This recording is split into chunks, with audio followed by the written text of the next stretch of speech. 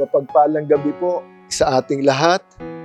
Kunin po natin ang ating mga Biblia at basahin natin ang sulat ni Apostol Mateo, chapter 6, verse 15. Ganito po ang sinasabi, "Ngunit kung hindi ninyo pinapatawad ang inyong kapwa, hindi rin patatawarin ng inyong Ama ang inyong mga kasalanan." Tayo po ay tumayo at tayo manalangin.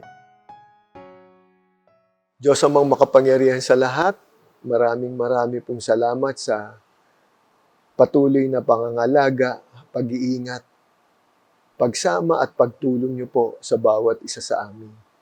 Maraming pong salamat, Panginoon, sapagkat patuloy mo pong pinatatawad ang aming mga pagkakasalang nagagawa sa iyo. Lalong-lalo na po, Panginoon, sa aming mga panalangin, Panginoon, kami nananalangin ng kapatawaran sa aming mga kasalanan. At sa aming verse ngayon pong gabing ito, tunay na mapatawad po rin namin, Panginoon, ang aming mga kapwa na nagkakasala sa amin. Diyos, abang mga kapangyarihan sa lahat, maging kaaya-aya at kalugod-lugod nawa sa iyo ang gagawin naming pananambahan sa iyo ngayon pong gabing ito. At tunay na patuloy ka pong mangusap sa puso at isipan ng bawat isa sa amin, lalong-lalo na po ang maghahatid ng iyong mensahe, banal na salita sa aming gabing ito. Kayo po ang magpala sa Kanya, lahat po ng sasabihin niya sa amin, iisipin, alam namin na sa lahat ito galing, Panginoon. At kayo, Panginoon, ang patuloy na mangungusap, magtuturo ng yung mga banal na salita na magiging gabay namin at magiging aral namin at higit sa lahat aming susundin sa aming pamumuhay. Maraming pong salamat sa pakikinig at pagtugon niyo po sa aking mga panalangin. Sa pangalan ni Jesus, Amen.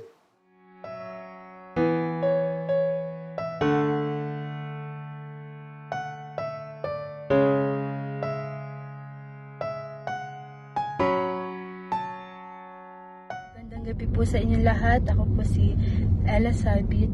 Sobrang nagpapasalamat po ako sa Lord dahil wala pong nagkakasakit sa pamilya ko and healthy naman po sila. Sa school po, sobrang thankful din po ako kasi po na-survive ko po yung first sem. And thankful din po ako kasi po sa successful na presentation po namin ng youth and kantata. Sa Diyos po lahat ng papurit pasasalamat. Maraming salamat po.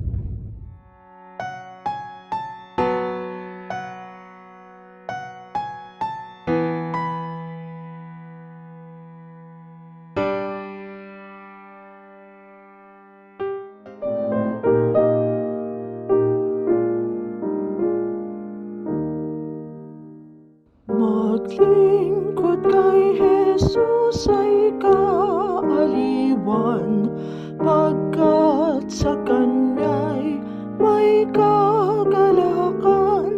Ito'y isang ganap na katungkulan ng tao sa bawat araw. Maglingkod kay Jesus tayo'y maglingkod, bawat araw ay maglingkod.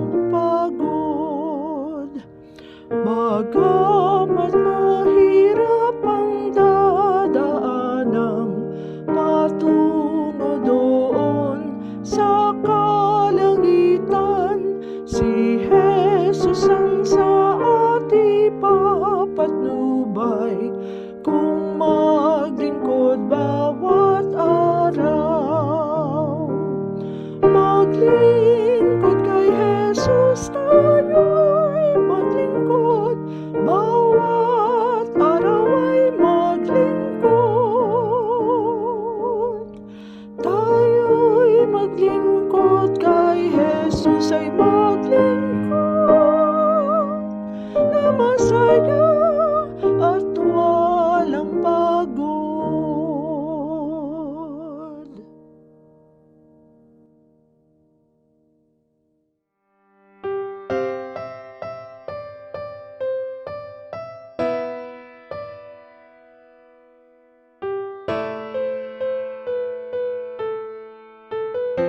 Magandang gabi po sa ating lahat. Ang ating pong pag-aaralan ngayong gabi ay matatagpuan po natin sa Book of Philemon. Ito po ay napakaiksi, no? The shortest book. It only contains one chapter composed of 355 words. So, yung pong bali 25 verses, yung pong 23, 24, and 25 ay closing remarks po ni Apostol Pablo kay Philemon. Ito po ay madalang nating marinig, no, sa mga sermon. Pero napakaganda po ng sulat ni Apostol Pablo kay Philemon sapagkat ito po ay mensahe about Christian life. It is about forgiveness and acceptance. At marahil, no, hindi natin siya masyadong narinig pero ito ay napakahalaga. At ang ating pong key verse na pagbubulay-bulayan ay makikita natin sa chapter 1 verse 11. Hindi mo mapakinabangan si Onesimo, ngunit ngayon kapakipakinabang siya sa ating dalawa. So, sino po si Onesimo at sino si Philemon? Okay. Si Philemon po, siya ay leader ng church sa Colossus. At ang mga congregation po, they actually met sa house mismo ni Philemon. Si Philemon ay isang Kristiyano at napakasipag niya sa lahat ng gawain sa iglesia sa Colossus. Siya po ay maraming alipin. Okay, siya po ay napakayaman at napakarami niyang alipin at isa nga rito ay si Onesimus. Sino naman si Onesimo o Onesimus, no? Siya po ay alipin ni Philemon. Siya ay runaway slave of Philemon.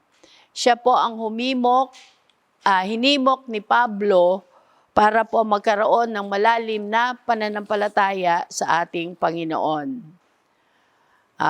Ayon din sa pagkakabasa ko sa maikling sulat ni Apostol Pablo, hindi po diretsahan tinukoy kung bakit nag-run away slave o tumakas siya itong si Onesimus sa bahay ni Philemon.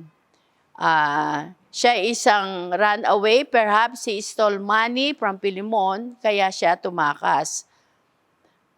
Ngayon po, yung pagkakamit ng landas ni Onesimus at ni Apostol Pablo, it was not clearly stated. Pero yung details also, how Onesimus become associated with Paul, hindi rin masyadong malinaw, pero nagkaroon sila ng napakagandang relasyon. Si Apostol Pablo at si Onesimus ay nagkaroon ng father and son relationship. So nakita natin, no, naging maganda yung kanilang pagkikita at ng kalaunan naging ama at anak ang kanilang relasyon.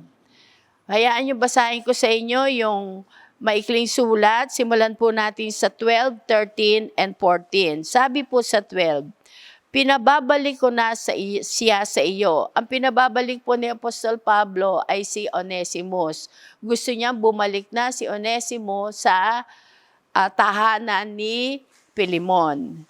Sabi rito, kasama ang aking puso. Nais ko sanang manatili siya sa aking piling upang siya ay maglingkod sa akin habang ako'y nakabilanggo dahil sa magandang balita. At sa gayoy parang ikaw ang kasama ko rito. Sabi po sa 14, ngunit ayokong gawin iyon nang wala kang pahintulot upang maging kusa ang iyong pagtulong sa akin at hindi sa pilitan. So, dumating niya yung panahon na kailangan pabalikin na ni Apostol Pablo si Onesimo sa Colosas. Kaya nga siya sumulat. So, dito makita natin no, yung magandang pananalita na ginamit ni Apostol Pablo. Na pwede naman sabihin ni Apostol Pablo kay Pilimon na tanggapin mo siya. Maging command yun, no? Maging isang utos.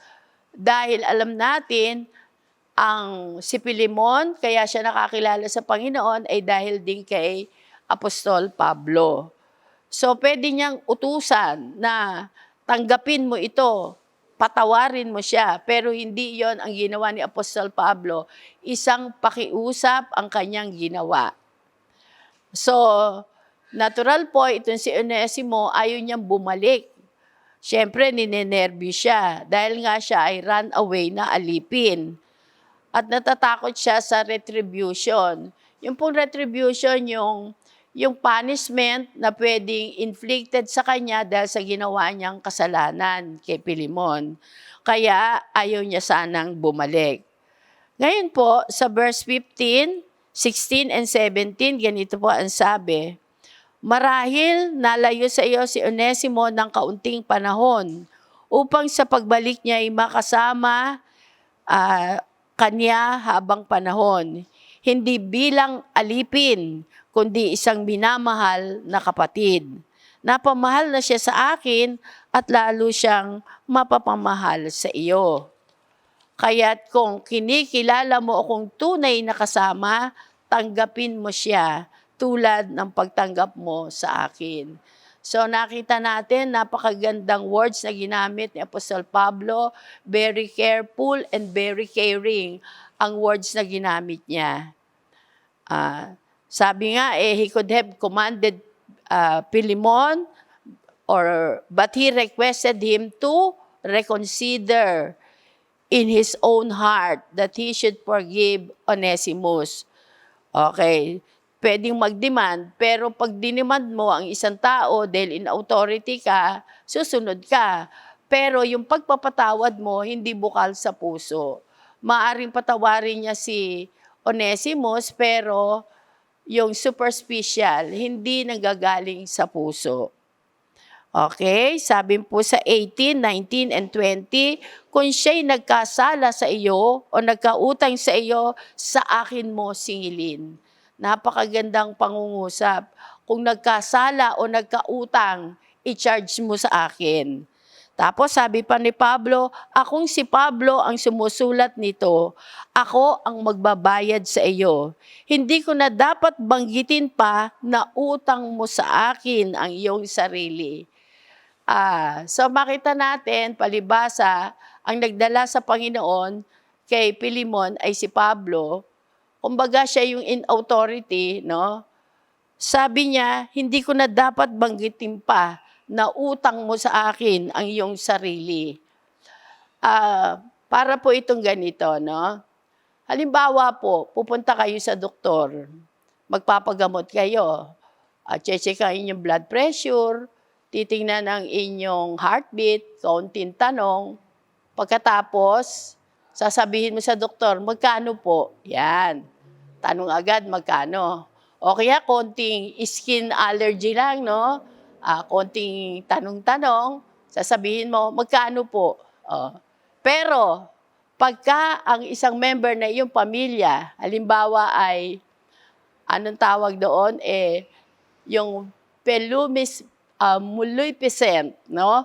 Yung nasa kanya yung devil, tatawagin mo yun si pastor. Sasabihin mo, pastor, inaalihan po ng masamang espiritu. Ngayon, syempre, gagamutin yan ni pastor. Anong sasabihin mo pag natapos? Thank you.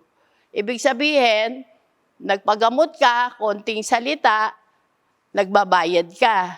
Pero yung nagpaalis ng demonyo sa katawan mo, sinasabi mo lang, thank you. Totoo yun. Yun lang yung ating pwedeng sabihin. Salamat. So, ganoon din si Pilimon, no? Tandaan po natin ito, hindi natin kayang bayaran ang isang pastor na nagpaalis ng demonyo sa iyong katawan. Para rin lagi nating tatandaan kung sino yung nagdala sa atin sa Panginoon, napakalaki ng ating utang na loob sa taong iyon. Kaya nga sabi ni Apostol Pablo, tandaan mo, utang mo sa akin ang iyong sarili. Alam nyo, I look up to pastors kasi malaking tulong sila sa buhay espiritual natin. Dahil, kung hindi dahil sa kanila, kung hindi nila ipinakilala sa atin ang Panginoon, hindi tayo magiging maayos.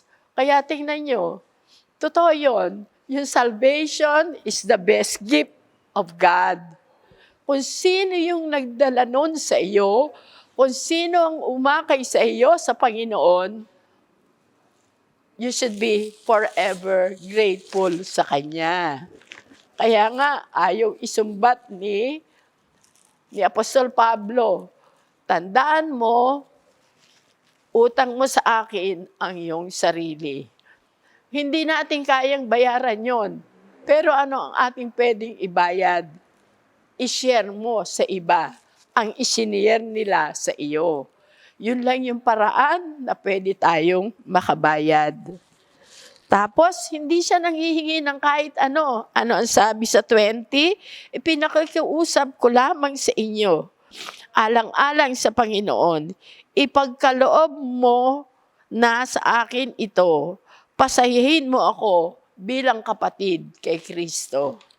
So, ibig sabihin, tanggapin mo, patawarin mo si Onesimo kung nakagawa siya ng kasalanan, alang-alang sa Panginoon. Kasi kung talagang tumanggap ka, pinatawad ka ng Panginoon, makakapagpatawad ka rin sa iyong kapwa. Kaya nga sabi ko sa inyo, itong napakaising sulat na ito, dito nakapaloob at makikita mo na yung everyday life natin, may nagkakasala tayo o nagkakasala ang iba sa atin, pero ang sabi nga, i-forgive mo. Kung paano ka pinatawad ng Panginoon, magpatawad ka rin. At tatandaan din natin kung sino yung taong nagdala sa atin sa Panginoon. Okay, wala tayong kayang ibayad, ito yung pwede lang nating magawa, matuto tayong magpatawad. Kaya napakaganda na sinasabi ni Apostol Pablo, kung nagkasala siya sa iyo, singilin mo sa akin. Pero sabi rin niya, tandaan mo, utang mo sa akin ang iyong sarili. Kaya pasalamatan natin kung sino yung taong nagdala sa atin sa Panginoon. We should be ever grateful kung sino man siya. Maraming mga tao, no, parang nakakalimutan natin, pero halos lahat tayo, dapat may spiritual father tayo na nagdala sa atin sa Panginoon. So, sa sinasabi nga rito, pasayahin mo ako bilang kapatid kay Kristo. Kasi malaking bagay yon, yung magkakapatid kayo, nagkaroon kayo ng hidwaan, nagkapatawaran. Sabi nga dadami kayo, no? Magiging masaya kayo pareho. At sabi nga sa 11, sa 1:11, dati hindi mo mapakinabangan si Onesimo, ngunit ngayon kapakipakinabang siya sa ating dalawa. So, ganoon ang mga magkakapatid sa Panginoon nagtutulungan. Sana at ang ating pong lesson na natutunan, kayo na po ang magbulay-bulay, naka-flash po sa screen. 3 po yung lesson na inyo pong pagbulay-bulayan. Tayo po'y manalangin. Amang makapangyarihan sa lahat, salamat po sa sulat ni Apostol Pablo na kami ay na-open ang aming isip na kung hindi dahil sa mga taong ginamit mo, hindi ka namin makikilala. Lalo tigit sa mga pastor na ibinigay mo sa amin, upang lumago ang aming mga buhay espiritual. Salamat po sapagkat hindi namin akalain na darating kami sa level na magkakaroon kami ng kauhawan sa iyong banal na salita, na in-establish mo, Panginoon, ang Bible Study Family, ang Sunday School, ang aming gawain tuwing linggo, upang magkaroon kami lagi ng kauhawan sa iyong banal na salita. Dumating din po kami sa level na kami ay nag-aaralan at nagtuturuan, nagpapaalalanan sa isa't isa.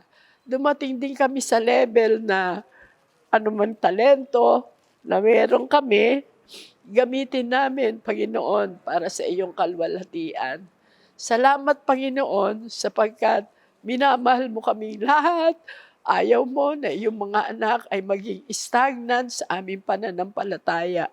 Gusto mo kami ay lumago at gusto mo rin na makita mo na kami ay sama-sama sa iyong iglesia, patuloy nag-aaral na iyong banal na salita.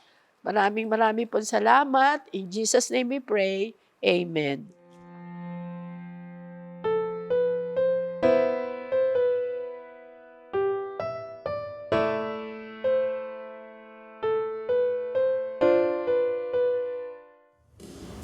Sa magandang gabi po sa ating lahat. Sama-sama po tayong umawit at magpuri sa ating Panginoon.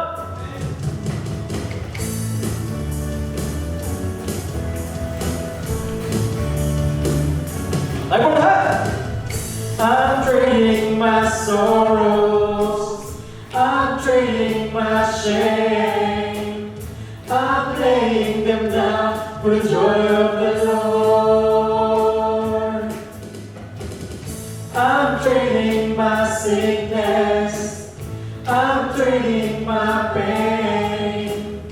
I'm laying them down for the joy of the Lord. We say yes, Lord, yes, Lord, yes, yes, Lord. Yes, Lord, yes, Lord, yes, yes, Lord. Yes, Lord, yes, Lord, yes, yes, Lord, amen.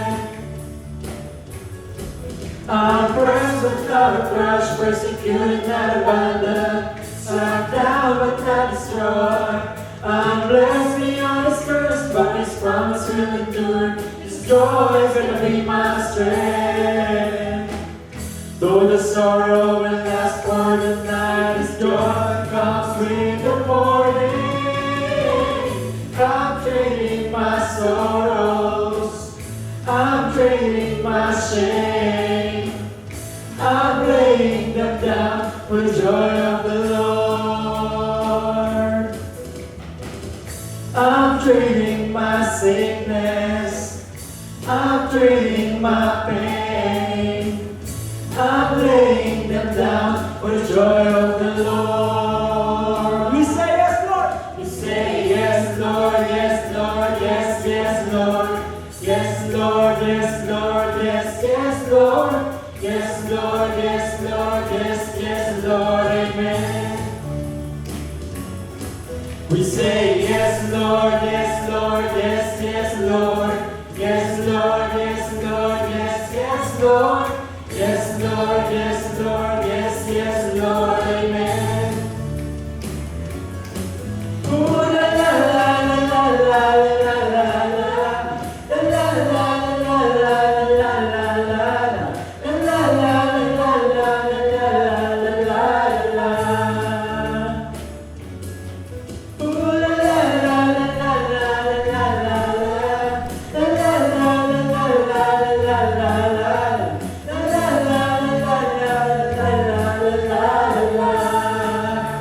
One more time, we say yes, Lord. Say yes, Lord, yes, Lord, yes, yes, Lord. Yes, Lord, yes, Lord, yes, yes, Lord. Yes, Lord, yes, Lord, yes, yes, Lord, amen. We say yes, yes, Lord, amen. We say yes, yes, Lord, amen. We say yes, yes, Lord, amen.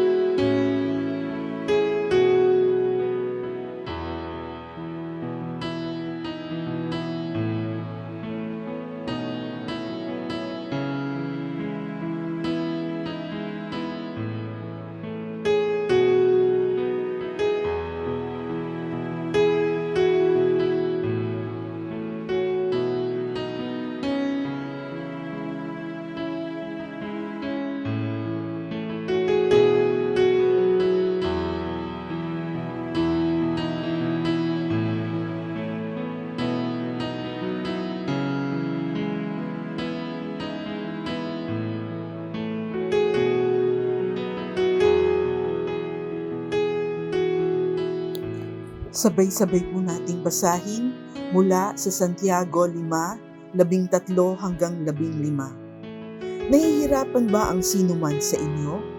Manalangin siya. Nagagalak ba ang sinuman? Umawit siya ng papuri sa Diyos. Kung kayo ay may sakit, ipatawag ninyo ang mga pinuno ng iglesia upang ipanalangin kayo at pahiran ng langis sa pangalan ng Panginoon. Pagagalingin ng Diyos ang may sakit dahil sa panalangin may pananampalataya. Palalakasin siyang muli ng Panginoon at patatawarin ang kanyang mga kasalanan.